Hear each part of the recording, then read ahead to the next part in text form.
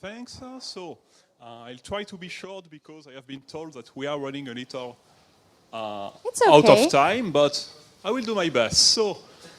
Very short introduction about myself. I'm the CTO of Ledger. Ledger is manufacturing very simple hardware wallet, so like this one that I already greatly introduced by Lawrence. Basically what do? I am designing solutions on secure elements. So why secure elements? Because they are very secure devices which are closed, used by banks and governments. So I thought they would be the ideal target for Bitcoin applications, of course. And I like to design and to break stuff as well. So always in a very white hat way. So I have submitted already some security reports to Trezor for the community. If you are interested in security, that you have a look, because I have some very nice examples of buffer overflows and time of check to time of use problems in there that have been fixed very quickly by the Trezor team. So that's that community is working well, and community reports is working well as well. So before talking about the future of hardware wallets, let's see what are hardware wallets today. So I have a few examples of hardware wallets here. So hardware wallet that Ledger is doing, Trezor, a Trezor clone called eWallet, which is a one-by-one clone, so not very imaginative. Case, which is next generation hardware wallet with biometrics validation, and Cool Wallet, which is another hardware wallet using a secure element in a credit card form factor. And Mycelium is also doing one with a Bitcoin card, for example, so just running a bit out of space in the picture. And today, hardware wallets are providing some very simple features. The main feature is key protection. So a hardware wallet will keep the key inside the chip so that no malware can attack it. Optionally, I would say it should be best if the hardware wallet does it, but a lot are not doing it today. Hardware wallet should protect against side channel attacks, where an attacker could extract the key, so we had a question about that before, and covered channels, which means that basically hardware wallet should be documented enough to make sure that you have no way to send out information without the user noticing when the hardware wallet is operating. Those devices are all independent, meaning that you have to move around with your phone, your computer, and your hardware wallet, which can be a little bit inconvenient.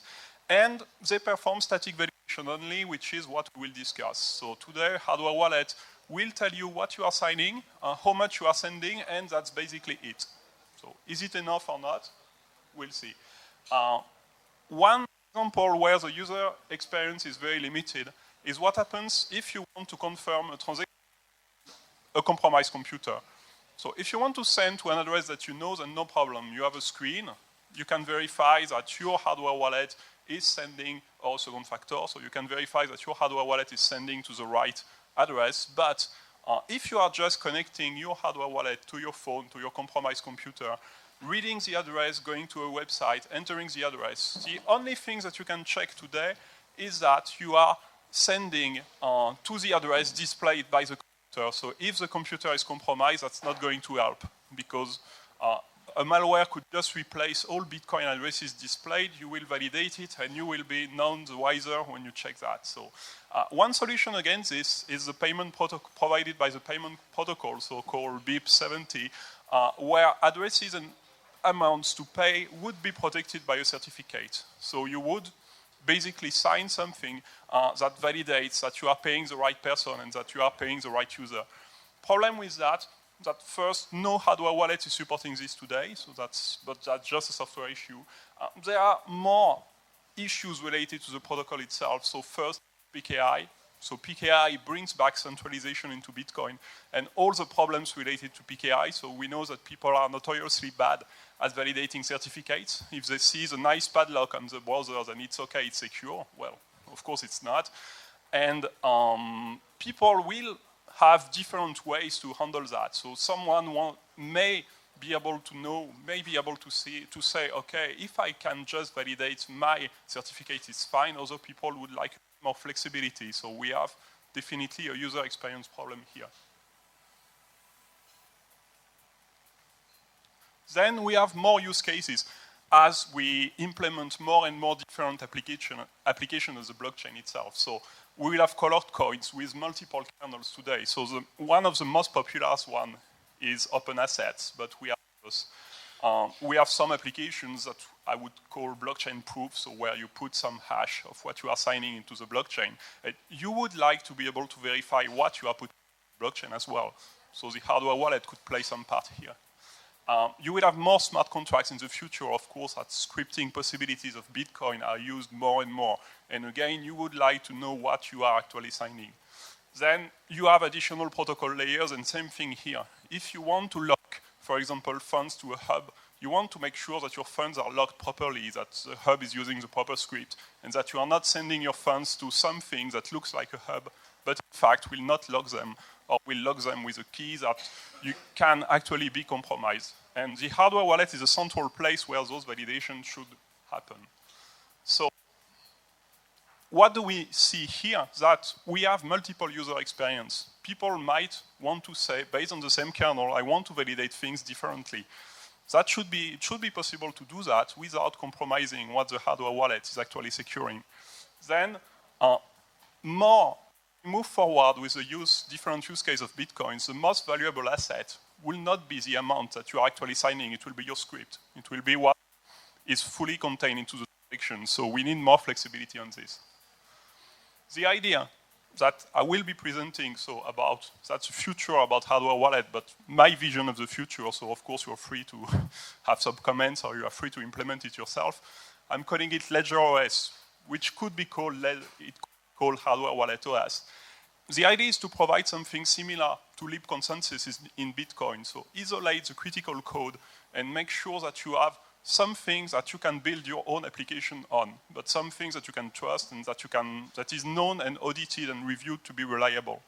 So this operating system will provide the low-level logic of the hardware wallet, mostly holding the keys, signing, validating, all kind of crypto operations that are going to be reused by everybody, and provide isolation layers for applications and for pluggable applications, which means that if, for example, you have a customized confirmation UX for BIP001, and if you want to handle open assets, you would be able to load this application on top of your hardware wallet, depending on the use case that you have, depending on the site that you are going to, validate this in a way that all those applications are isolated between each other, and all the keys are isolated to the application. So the application can say yes or no, but they cannot touch the keys. Today, good news is that it has already been done, but in other industries. So coming back to the smart card, multiple applications and pluggable isolated application is already done in the smart card industry. You have global platforms that define the lifecycle and management of applications. So that's an open standard. You can review it, you can have a look. It's quite short to read. You have Java cards that defines multiple application and isolation through a virtual machine. Today, if you have a phone with a SIM card, your SIM card is most likely running Java card and can run multiple applications. Yubico has been developing a popular Java card platform with a YubiKey. So we have more and more examples of those getting used and being used with Bitcoin, and we will in the very close future. Multos is another standard, so for multi-applications, and all those standards have been formally validated, which means that it's possible to design a virtual machine and an isolation layer that can be mathematically proven to do what it's supposed to do, which is nice for financial applications. All of those are closed for most parts, not available, not fully designed to be extensible and auditable community. So we can still leverage on those concepts and design it to be better, which is what we are proposing. So, talking about isolation, today we have 3 basic ways to do that. We can isolate with a secure element. So in this case, everything will run in a separate hardware. That's the easy way to do it. That's what we are doing today with Ledger. You can isolate with some properties of the CPU like trust zone. So your CPU will be divided into a normal world that can be attacked by malware, and a secure world that would run the security critical applications. And a trusted execution environment, which is like an enhanced version of Trust Zone that is going to be commercially available in modern smartphones. So mostly Androids today mostly with Samsung, but this is going to be, in my opinion, a great thing in the future. So tomorrow, hardware wallets will provide still key protection because that's their core functionality, but they will provide the full spectrum of the protection. So they will, side channel protection and cover channel protection will be mandatory in my opinion. Then they will be integrated, more virtualized.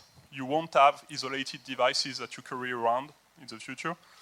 And you will be able to validate third-party, to do your transaction validation through third-party applications that you can plug and remove into your hardware wallet. Those applications will be very easy to be designed.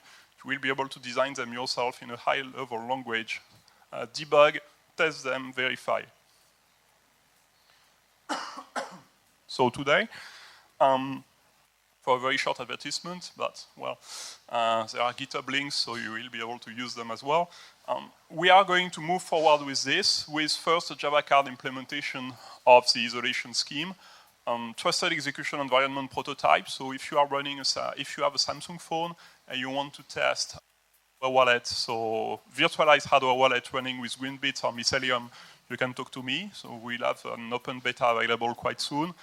And we will have an open source isolation product, so implementing native isolation running by the end of the year. So this will be running on a new platform that we are designing with Bluetooth Low Energy and NFC support, so that people will be able to build on and test. If you have some questions, that's the time.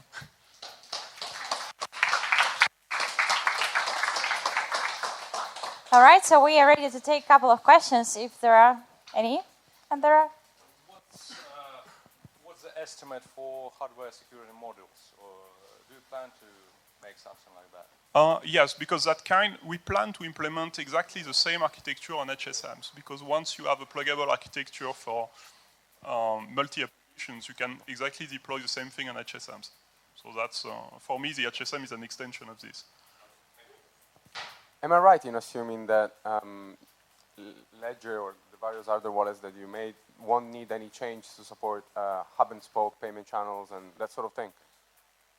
Yes, that's the idea. I mean, the validation, you might need to change the validation to check, for example, that you are really using lock time verify when you lock your application, but this will be guaranteed by that kind of application.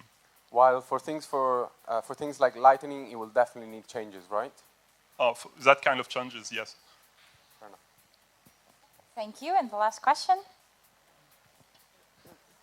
Thank you very much. Very nice presentation. Can you comment on side channel attacks for trusted execution environment compared, let's say, to a dedicated hardware device rather than run on a Samsung smartphone? Yeah, it's exactly. I mean, it's as vulnerable or as non-vulnerable, I would like to say. So it depends really on the software stack running the cryptography and the trusted execution environment.